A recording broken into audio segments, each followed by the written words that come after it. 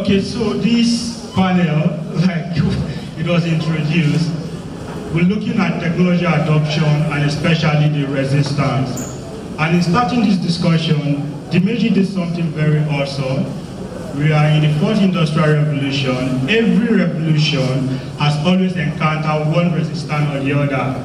The first revolution, the second revolution, and then we are now in the fourth. But for us in Africa, it's hard to say we have moved from the third to fourth. So resistance is constant. But the good thing about a progressive nation, a progressive school and individuals is the ability to be able to bring down that restraining factors, because you cannot eliminate it totally. So every day in our life, tech is changing education, tech is changing our basic life. So before we move on, I want to see anybody in the room without a phone. You don't have a phone with you, can you just wipe your hand? You have a Nokia 3310. Oh, so just write your name. Anybody without an email address? Anybody? You are not on social media, either Twitter, Facebook, LinkedIn. It's against your religion. So you can see every day tech decide how we move, and it is the same thing in education. From what happened in their reading session of information, tech is a key component, and that is why we are here to discuss this. As it has been rightly introduced, we have Tola. She's a STEM expert, and she's been leading advocacy in that regards. We have Jude. He is behind EduHjet, seeing how tech can drive education practically. And next to her is Ifi Obidi. Anytime she laughs, you want to see whether it's Microsoft Laugh or Photoshop, right? And then we have Ugochi, that's Tisha there. Good to have all of you to the panel. So let's delve into the discussion, Tola. Why do we need to embrace technology in education in this generation? Okay, to answer that, I love quotes. So I'm gonna start with a quote. It says, "Nothing in life is to be feared. It is only to be understood. Now is the time to understand more so that we may fear less." It was by Marie Curie. As we all know, she's the mother of nuclear science, radioactive chemistry, and physics. And I like that quote in particular because I remember when tech started to really push and radicalize a lot of what we're doing, there was a lot of fear, and there still is a lot of fear, particularly by us educators. Well, I shouldn't say us, by a lot of educators. There's a lot of fear about education, about technology. Still, as she said, we need to understand it. We need to leverage it. I think the key thing for us to understand, and that is missing in our discussion, is the fact that technology is a tool. Tool. T-O-O-L, it's a tool. So it's something you're actually supposed to use. It shouldn't dominate. I know a lot of teachers, educators, their fear is that, oh, these robots are going to make you obsolete. No, they're not. You're always going to be needed. Trust me. There's always going to be that human element. But the key thing is leverage on tech. Leverage on it. Technology, STEM. It's a big part of when I talk about STEM. And like I was explaining to him during the break, for me, the way I look at tech, you have a parent, you have a household, you have the daddy, you have the mommy, and you have the children. For me, tech is the dad. You must have both the father and mother complementing each other. So like I said, it's a tool. You're going to use it. You're going to leverage on it. You're going to use it to be able to deliver superior results to your children. It is not your enemy, it's your friend. Thank you. So we'll give it to Ifi. Now, in basic words, let's look at this adoption. How do we penetrate the adoption of tech in a sustainable manner, putting into context the cost? Okay, it all boils down to orientation and the mindset. I believe since I came today, the first speaker was awesome. Everything starts from the mind. Before money comes in, let me give you an example. Africans are very good with, there's a wedding coming up, Ashwebi Abi. I know how much people spend on that because they believe it's important. But when it comes to some things, they're like, no, I don't think this is as important as this. So when you say, I don't have money, but when that comes up, you will see the money.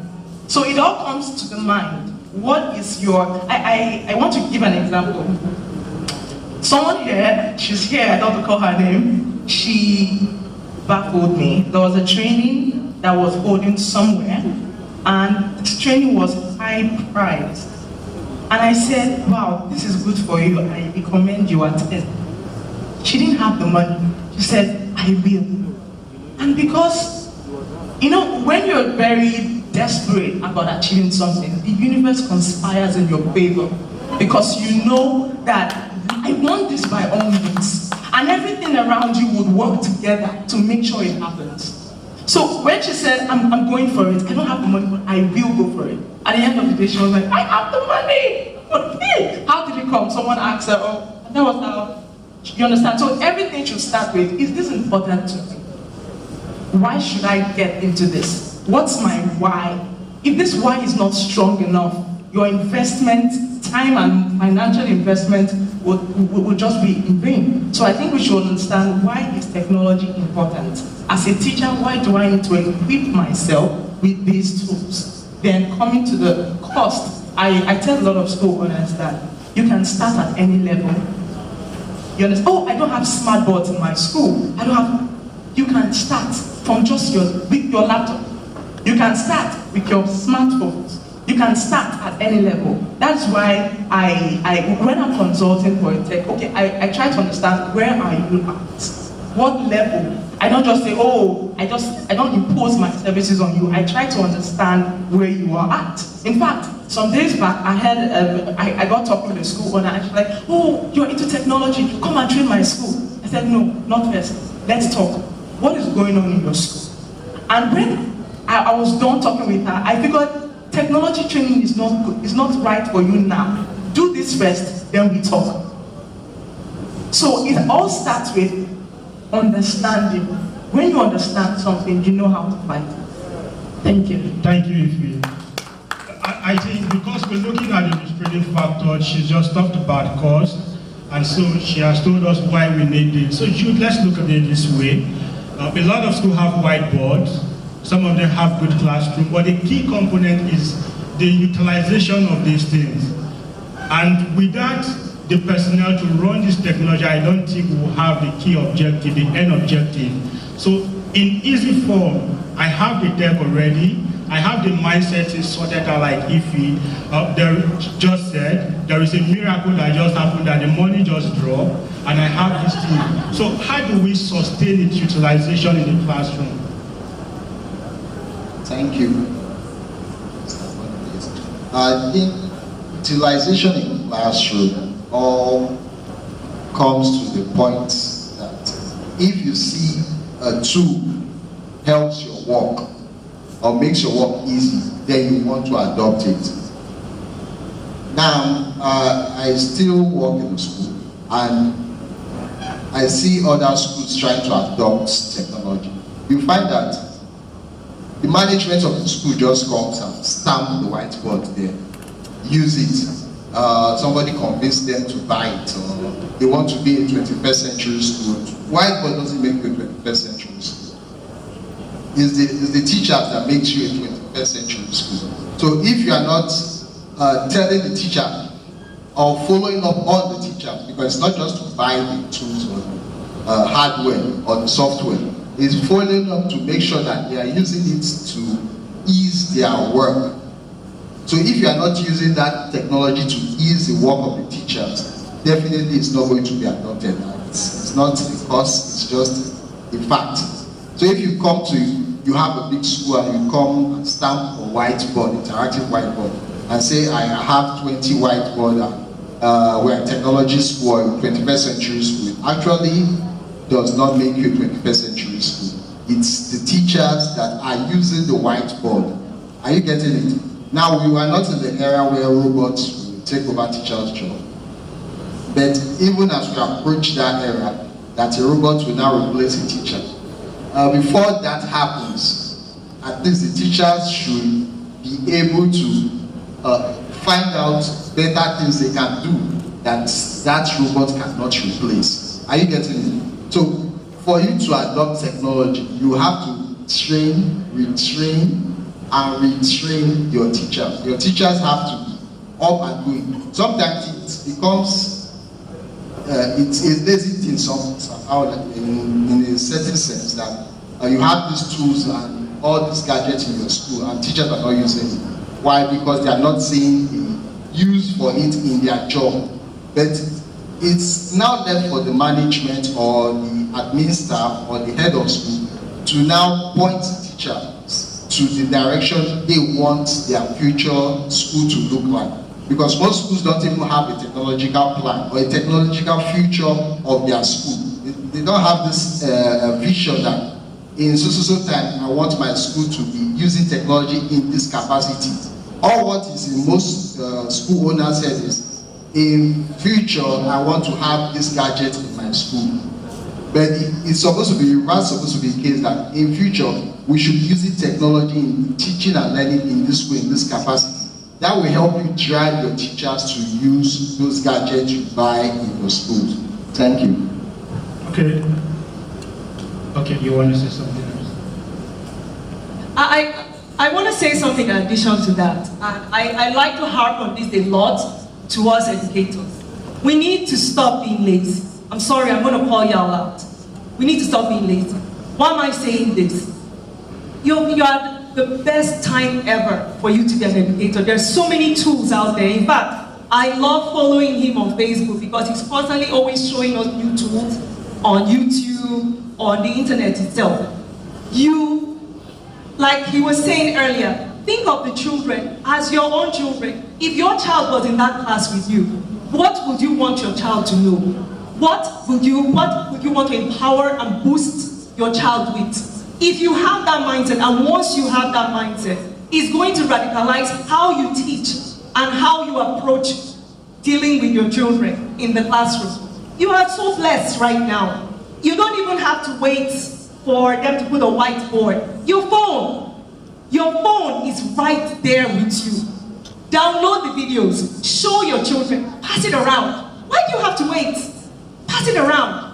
Show them the video, say, look, I'm going to teach you, of course, I have to talk about science. I'm going to teach you about photosynthesis today. We're going to watch this video about photosynthesis, look at what happens with the plants, when chlorophyll goes. Show them the videos. And then, yes, we're talking about money, but you know what? Like I said, we're the best time ever. You can go online, you can find substitutes for expensive stuff. And then use those things. Remember I said tools. Tools don't always have to be the fanciest and the most beautiful gadgets. Do you know that a chair is a tool? A chair is actually technology. Are you aware of that? Yes. Find tools that you can bring down to the level of your children, no matter what status financially you are in or your children are in. Thank you. I think on the lighter side, Tola said she likes following Jude. I also like following Jude. But guy there is addicted. There was a time we were playing on Facebook about agege bread, and the guy just said footer and header. So Jude is in a bit, addicted. But he made a very key point that in the driving of tech adoption in their school, appoint a teacher to drive the vision. And that is why the next person in the panel is exciting. She's a teacher in a school in Port Harcourt, River State, and she's the head of tech in her school. So we want to learn from you, the journey between reaching back to the school owner, driving this change reaction with teachers, and of course meeting the end product with the students. Okay. It wasn't an easy journey. We started with getting projectors for the classrooms without the interactive whiteboard. And then each week we have the plan. Each class has a timetable to get the projector and use in the classroom. And then we went further to get the Genie board. It's called the Genie board. It's not as big as the interactive whiteboard we have. We started with that. And we had a central room where we installed that with the projector, the visualizer, and all of that. We still did the same thing with the timetable. Each class has a time to go there. And we had just one software, Easy Teach software, which was installed in all the laptops. We kept going there using the Genie board. And then Some 2 years later, we were able to afford 4 interactive whiteboards. We started with grade 3 and grade 4, and then the teachers were trained. But to drive the use of technology in the school, we had appraisal. The company we bought those boards from would come once in a while to check on us, which is key. You mustn't just invest because others are investing. You should invest because those people should be able to monitor what you are doing in the school. So they come once in a while. And then when they came and appraised the teachers, about 3 of us passed that appraisal. And our school owner did something, which is also key. School owners should also do that. She attached the cash reward. She attached the cash reward to the certificate, the e-learning certificate we were given. She attached the cash reward of 10,000 naira for each of us. And so that became a driving force. Everybody wanted to do something. And something else school owners can do. When you have a teacher who is really driving the use of technology, project that teacher. So if I should create a game and I use it in my class, you see me using it, you tell other teachers, that teacher did something like this. Look at the game she created. What are you going to do about it? Everybody will want to, which is what is happening currently in my school. Everybody wants to key in. The school owner has to really be a part of it. You can't just buy the interactive whiteboards, invest in different software, and then you leave them alone. There should be follow-up. The head of school, the head teachers, everyone has to be involved. And then something else we did, we have heads of ICT. So now, for the nursery section, we have a head. For the pre-nursery, we have a head. For the primary, we have a head. And every week, we meet. On Mondays, we plan our lessons together and discuss what tech tool are you going to bring into your lesson. So we get to see what everyone is doing. It becomes very easy to use technology. So you are sure that in the pre-nursery, they are doing what they are supposed to do. In every section of the school, it's being done effectively because we have people monitoring it. So that is something else school owners should take note of. And it's going to drive the use of technology. So you can see that's the first-hand experience from someone that is doing. I just want us to know that this room is full with educators, so we are not going to be here and then filling you with information. After the next round of questions, we'll take questions, comments, so that the hall can be as interactive as possible. We might be looking at one thing from a different pool view and have a different angle to it. So let's now come to this, Tola. A lot of time, by the way, I think it's nice that we know that we did not come up with this discussion because we need to. Now, according to the National Teachers Institute last year, a research they did shows that 81% of teachers across 3 million data that was collected feel that there should be a private institution for technology training in the Ministry of Education. Now, 73.2% of teachers said if they are being asked to be teaching with tech, they should be enumerated. These are data we can make possible. So they are saying, if you are teaching for teaching integrated science, mathematics, English, and you are paying me X amount, if you want me to be using tech, you should pay me again. These are data you can get from NTI in Kaduna, and that's why we are discussing this. So Tola now, but now, in a different research, we hear that it's communication that is the issue. That the way service providers sell these things to school owners, to teachers, is ambiguous. I don't know if we're on the same page. You come to me and say, tech will turn everything around. Is that supposed to be the right way to market tech to school owners? Very good. You're getting back to exactly what I'm saying. When tech providers come to school owners, they make tech the solution, the center of everything. Tech is not the solution, it's not the center. Remember, I keyed on that word too. There's a reason I keyed on that word too. It's supposed to assist you. So that means if you as a teacher, you're not qualified already, you're not strong already, forget it. Tech is even going to expose you even more. It really will. How many of us have seen teachers that fall apart? In fact, let me give you an anecdote. I was training at a school on whiteboard technology. This was 3 years ago. And they had a really, really good teacher. She was highly experienced from Ghana, but she had no experience at all when it came to using technology. In fact, let me tell you how bad it was. She didn't even have an email address.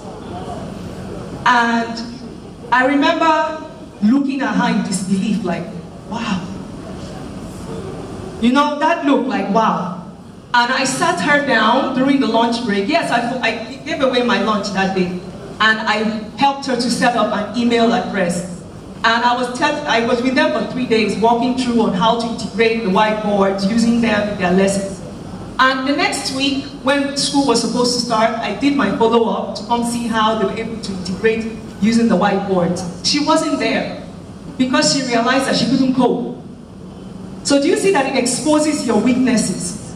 She was strong, her content was strong, but now being able to translate that and integrate using the whiteboard, that was where she fell flat. And I found that very sad because whether we like it or not, like I said, the world is really, really rapidly changing. In fact, just like Antibology was saying earlier, and our prof was also saying earlier, if you see what's happening out there, man, you'll be blown away. I'm talking really, really blown away at the uses of tech. Let me just give you an example of some of the things that I've seen. And I'm hoping that we'll also be able to bring in and adopt here. I remember I was standing in Australia earlier this year, and they no longer just use the whiteboards that you see here. They use, what's the name now? The name just escaped me. I'm sure, Jude, you know the name, what they're called. But it's this interactive whiteboard where immediately feeds information back to you. You are constantly interacting back and forth, the live feed. And it had, I took pictures of it.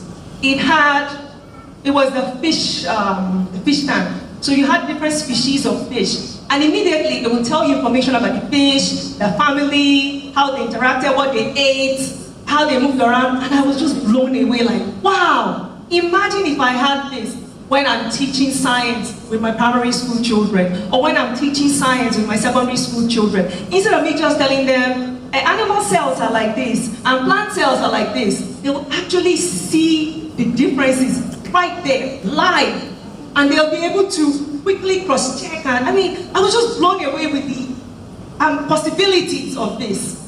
This is what is happening out there. And this is what I hope that we'll also be able to bring in here. And like she correctly said, I hope we'll do away with Ashodi so that we can start being able to implement things like this here. But this is what it's going to be. We should start looking forward to bringing here. This is it. This is the future of what it should be. Don't be afraid of it. Embrace it. Prepare yourself for it. Empower yourself for it. You have people who are ready to work with you. And you're lucky. Even if you're living all the way in Port Harcourt, you can be on Facebook, you can be on YouTube, you can be on Instagram, and you can still learn from all these great teachers. So Jude, let's come back to you, Jude. I was in the build-up to this session, I was speaking with some school owners, and one person said something that caught my attention. Now all of you that carry all this big phone and tech, it's like you are on a different side of the internet. Because the only thing I see on my Facebook is maybe my Facebook pages on my phone. So let's go practical so we are not just talking and talking. Now from assessment to presentation, can you just take us through some free access now? Open source, because there's open source is education. Show us a few things we can do. Okay. Anyway, in tech, like we were discussing, they are always, like if you say that the plan different, that meets different budgets. So if you, no matter how, I was even telling her about the maker in my house, young boy, call him Abubu, but I found that he has a smartphone. And I was thinking when I was having a chat with him, I was thinking, I said, this Megad, this Aboki that has a smartphone, he can actually start a course in Coursera. Now, okay, Coursera is too far. That's why I'm pushing for personalized content. So if we have a course in Hausa for that boy, he will actually be able to attend school while doing his Megad work in the house. Are you getting it? With just his phone. Because it's now possible for apps to actually integrate content with minimal struggle. So he was even doing WhatsApp video. I think that was what got my thing. The Aboki was doing WhatsApp video. So I was wondering that, look at the possibility for this young man to learn, and by the end of the year, he would have actually gotten a certificate for learning something.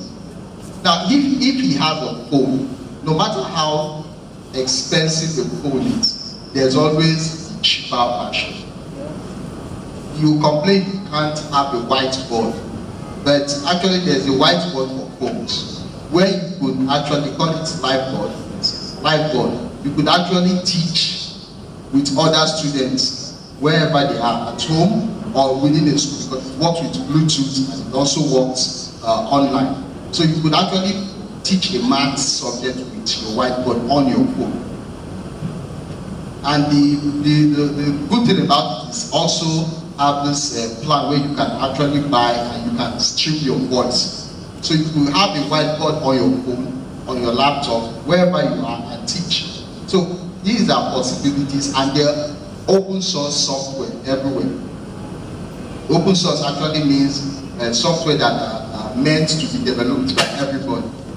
Are you getting it? So you have your alternative source of recording your screen. You have alternative source of creating a video and you can share it. Like we had the WhatsApp training, and Chris Carroll was saying video is the future. Chris Carroll said video is the future. So it means every content in 10, 25, even the current future, in 10, 20 years time, all content will be in videos. Are you getting it? And these videos are what we are looking at as Nigerians. If we don't personalize it, we'll keep on getting foreign materials drained down our throats, and we'll find that it doesn't really match what we are actually doing in our classrooms. So personalized content empowers every teacher here to create a content that you can share with any Yoruba person, any Igbo person, any Hausa person, and they will understand your accent better than they go to YouTube and watch a white person talking on the same topic. Are you getting it? We might complain that we have accents and all that. Accent, our problem here is not accent. If you create your content with a Yoruba accent, the Yoruba child will understand it better than that same content in a white person accent or in an American accent. Are you getting it? So our accent is actually an advantage to us. So it's what can enable us our personalized content. You have Google Tools or Google Suits. Google has made education possible for even any school around the world. No matter how, even if your school is a slum, using Google Tools. And once you buy an Android phone, automatically all Google Tools are on your phone, except you have to download some. So and they are free. And Android is an open source platform. Are you getting it? So automatically there are tools like at the whiteboard I was talking about that enables you to teach any subject without interactive board. You can have it on your phone, and it's on Android, it's on iOS. And you also have the web version which works with the web browsers. Then you have also tools like class. Oh, that the class tool that actually helps you observe your classroom. It's actually free. It helps you observe your classroom. So you could actually collate classroom observation and get a report. Yes, you can get a report and submit to your parents that this is what children learned today and all that. So these are tools that are available online. Your Google Chrome is very powerful when you use it on browser with add-on. Your plugin, if you know what a plugin is, a small app that works with any other bigger software, like apps that work with web browsers. So if you have your Google Chrome on your laptop, you can download add-on that actually empowers that browser to record video, to create several things. I can't really explain them to you now, but you could actually empower your simple web browser to become a tool for doing almost anything. So these are possibilities, and they are free. Most of them are free. So it's left for you as a teacher to find them out and explore them. Thank you. I had a free training this year, over 400 participants, and we have this software, presentation software, used to create designs, classroom content. So due to the fact that we teach visual learners, children that like that, they're attracted by what they see, this software is very useful, Canva, okay? And I introduced it to all teachers. Do you know that every teacher just got their smartphones and started creating designs? They didn't have to have a laptop. They created designs and posted on the group, and I was so impressed what they were able to do. So even a novice on Canva can actually go on Canva and try his or her hand on something, and they were creating for free. So talking about training, when I say it starts from the mind, when you even have a free training and you don't have the mindset that this is for me, you won't even explore. Okay, even when you have free tools available to you. So there's so much free. In fact, all my trainings, I push for the free software, because talking about affordability and a long-term usage. So I always introduce them to software that are not premium. Thank you. We need to understand, trying to remember which of our big giants, and I mean our tech giants, said something recently. The name has escaped me right now. I don't think it's Elon Musk. But the key thing is, in this 21st century, we need to start empowering our children to be creators. And the only way for them to be creators is by you empowering them to be creators and you being creative yourself. If you are not creative, using tech to create yourself, how are our children going to become creative? We don't want our children to keep being consumers, where they're only taking. We want them to create too. We want Facebook here for us in Africa. We want, think of all the others, Instagram, Pinterest. We want them created here for us. The only way our children will be able to do that is by you making sure that you are stronger, making sure that you are creative. Because remember, you are their role models. Who are these children with most of the time? It's you. Seriously. In my house, who do I hear my son talk about the most? It's his teachers. They are your children. That's why I keep saying children. Notice I didn't say students. I say children because they are your what? Children. They are with you for over 8 hours. Do you guys deny that?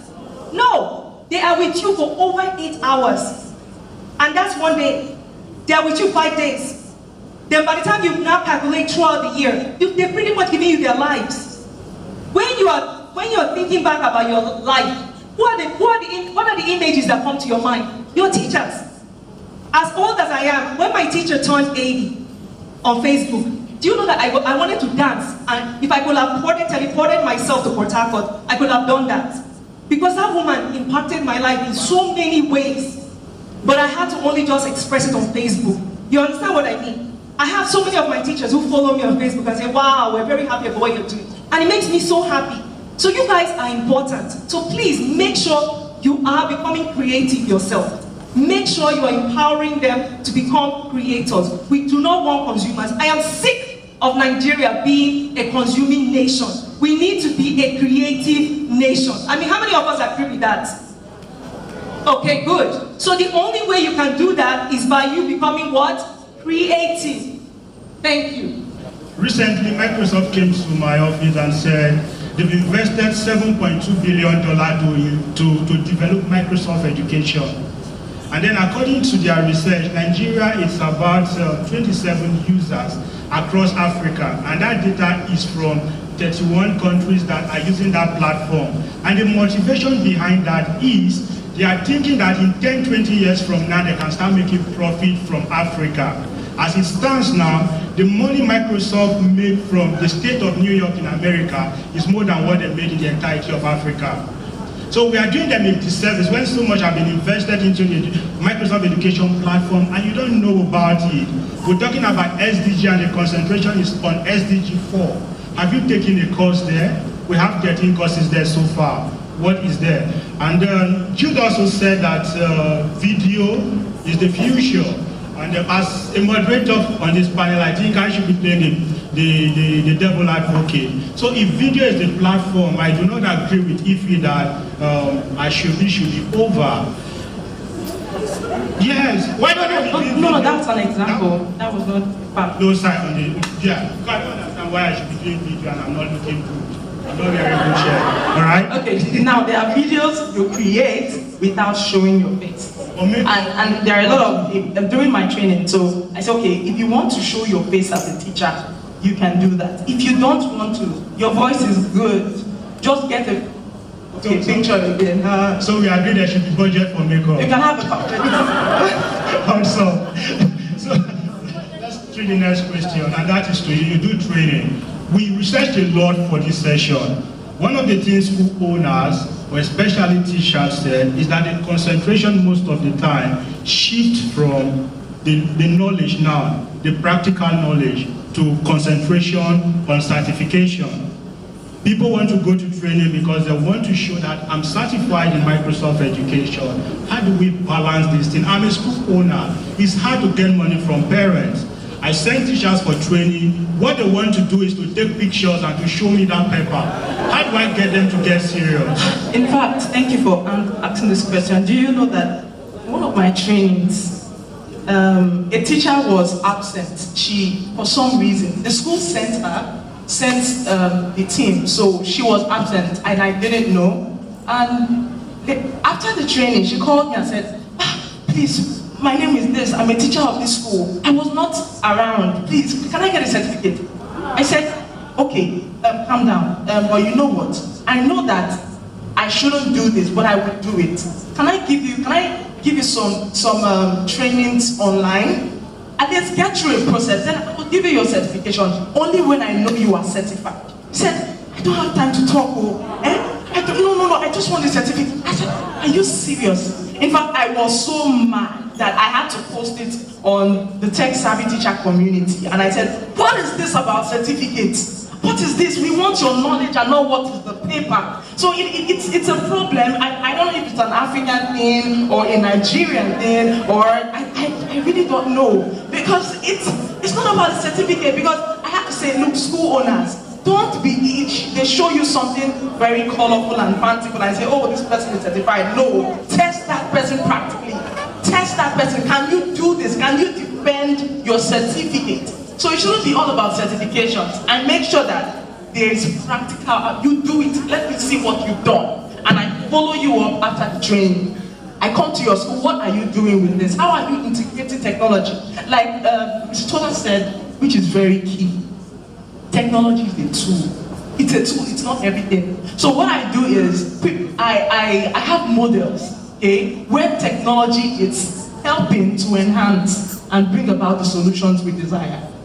Talking about the flipped classroom model, that was the model of teaching I started introducing. I talked about it on the Facebook group and I said, wow, flipped classroom model. Now, technology, creation of videos, it's a part, it's a minute part.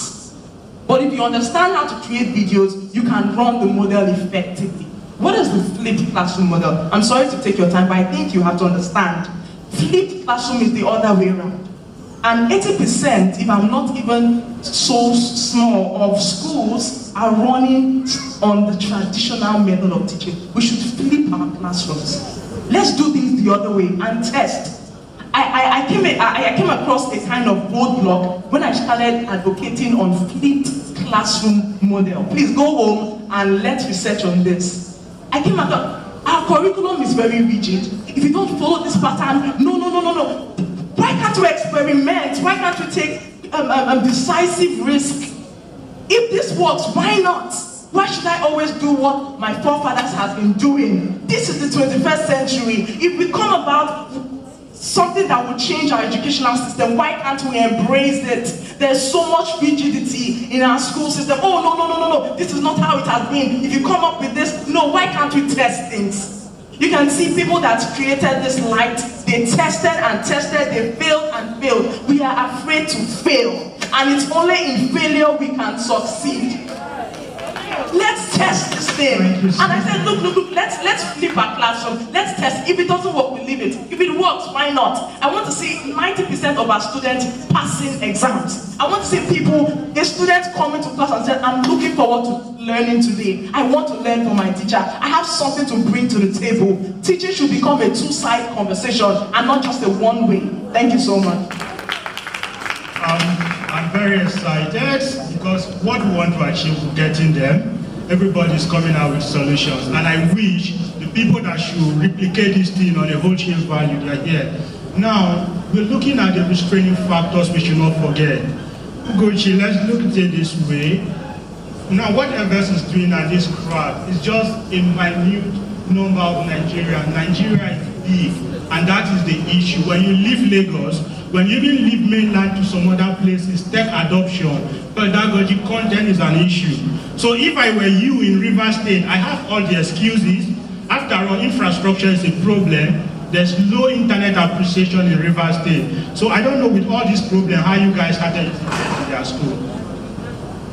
My boss, I had the talk with her and I asked, why did you decide to do this? When we started using technology in Rivers State, there were not a lot of schools doing that. And she said something. She said she doesn't want to be irrelevant in the lives of the children who come into her school. And because of that, she decided to do that. And it's not been easy. We've spent so much. When we started, we had this interactive whiteboard, we had the dual pen, and then we had the touchboard. We never knew the touchboard was better than the dual pen.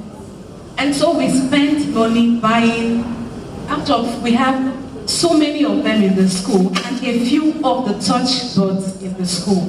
And the money that has been spent fixing, repairing the dual pen boards would have been enough to buy the other touchboards. So if we never knew about this. That also brings me back to something. Before we start technology adoption, we should involve EdTech consultants, people who know what they are doing. Because I'm sure if we had that knowledge when we started, we wouldn't be where we are today. We would have had boards that will work effectively. So it's all about us being relevant. The children we are teaching right now, they learn differently. We no longer have to do the one-size-fits-all thing. It's no longer there. We should personalize learning, and technology does that for us. And like Ify said, video creation, it's wonderful. I had an experience. I taught this boy 2 years ago. He was in my class. I teach grade 3. Now, every time you teach him, he goes home, comes back, and when you ask a question, he has forgotten. All through 3rd grade, I kept teaching him after school. We kept giving him extra lessons, working with him. He got to primary 4, it was still the same thing. And then something happened, primary 5. They kept saying he has to repeat. Let's make him repeat primary 5 so that he can be grounded and all that. And then one day the mom came to school and said, this boy forgets everything, but when he watches cartoons, he doesn't forget. And my boss said, that is it. And what did we do? I had to make videos for him. I make videos with PowerPoint. I create my characters. So I personalized the characters, gave each one a name, something he could relate to, and then used them to make videos for him, social studies on different topics, and we put all of them in his laptop. He went home with it for the holiday. And then when he came back to school the next day, you won't believe it. All the questions you asked, he was answering. He kept answering. He didn't repeat. He has gone to secondary school. We learned a way to work with him. Videos, personalized for him.